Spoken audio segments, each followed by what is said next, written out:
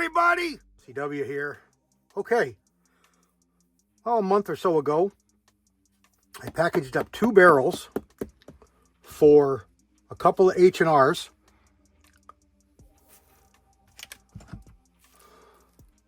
And sent them out to my buddy who's got a gunsmith he works with. And I had them threaded. And these are returned to me. So let's get these open. I'll put you in speedy mode. We'll get these open and have a look at them.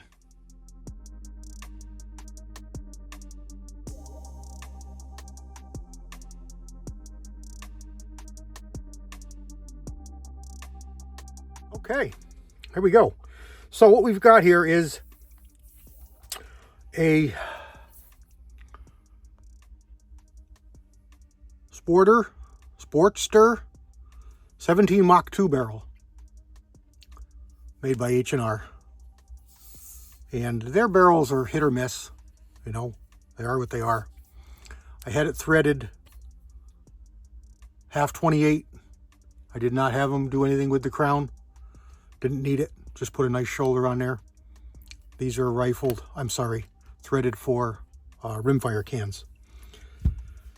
It's a little bit different than for a centerfire. And this one here is the Handy Rifle SB2.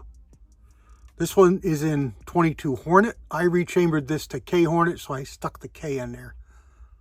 22K Hornet. Good shooting barrels. I did not have them do anything with the crown. And I told them don't bother with any kind of thread protector. Just throw a little rubber cap on there. It'll be fine. And no change in the crown. That's the factory barrel. Because it shot so well. Same half 28. Same rimfire can. So this will be fine for there. And for here, we'll get them back on the guns. Off camera. And put them back together. I've got to put the scope rails back on. Loctite, screw them down. I got the scopes for each over here. I got to put those back on and then bring them out to the range and re-sight them in. Don't expect to see any changes. Everything looks beautiful. There we go. And he told me he was going to send me a couple of ball end mills. And what these would be used for would be very good for deburring threaded holes. He said that my threaded holes had burrs on them and they would be affecting my scope mount, which of course it would. Anything that stands up is going to cause problems.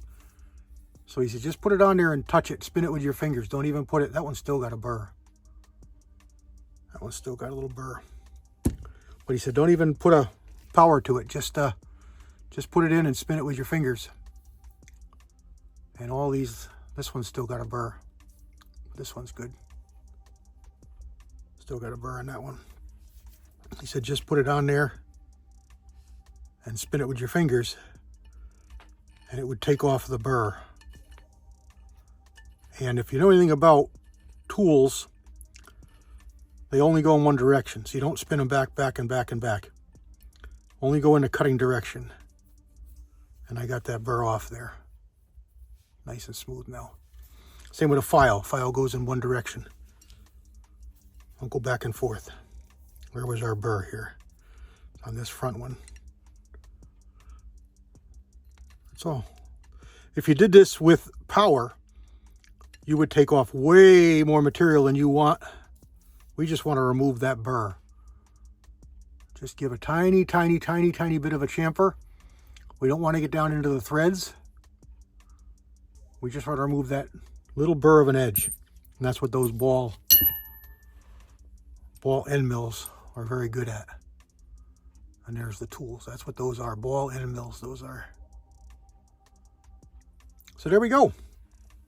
They look good. Let's get them on the guns and put them back together, and I'll come right back. Stand by. I can't show you everything, but I can kind of show you things. And a couple of tips when you're putting these on. Always put your Loctite on a clean screw. Don't put it in the hole. Put it on the fastener. Never tighten any one of these screws until all of them are in and snugged. So just barely snug it, or screw it all the way down until it stops, back it off a couple of turns. Screw the next one in, all the way down until it stops, back it off a couple of turns. So the whole base is loose. Don't tighten it down until all the screws are in and all the screws are ready. I showed it to you a few times. This is the thread locker I like for small screws. Really, really good on red dots and such. Really, the only thing you should be using on the tiny, like Glock sights and Smith & Wesson sights and small, tiny screws, this kind of stuff. All the other thread lockers are a little bit less, not as good, more gooder, but it works for everything. And there we are. By the by, these are Monstrum scopes, 3 to 12 by 42 with a side focus, 30 millimeter, and illuminated. Now I really dislike the obnoxious knob on the objective. Other than that, I really like the scope. They're very, very budget priced. They have a mil dot, old school mil dot reticle. You can see Monstrum there. And they work really well. I like them a lot. So I got the same scope on them. This is the 17 Mach 2 and this is the K Hornet. If you've never seen a K Hornet, I believe this is a K here. Yeah, there's a K. So it removes some of the taper, most of the taper, and it gives it a sharp shoulder. Looks like a more modern cartridge. And that's a K Hornet. All right, that's it. So they're threaded. I just got to get my protectors on there. And we're good to go. Good to go. Ready for the next step. All right, there we go. That's it. God bless everybody. CW out.